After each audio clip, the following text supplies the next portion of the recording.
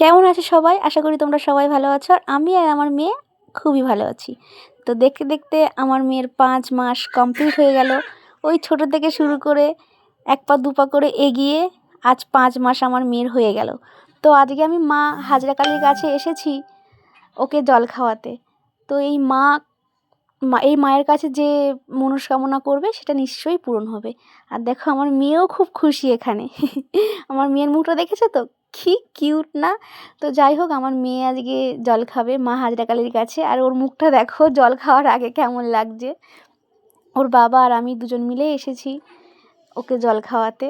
তো এইটা আমাদের এখানে হাজরাতলার মন্দির, খুব ভালো মন্দির। আর তোমরা সবাই আমার মেয়েকে আশীর্বাদ করবে যেন আমার মেয়ে খুব ভালো থাকে। আমার মেয়ের সবেই 5 মাস হলো।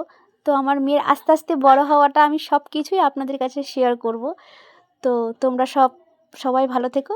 Tata, bye bye.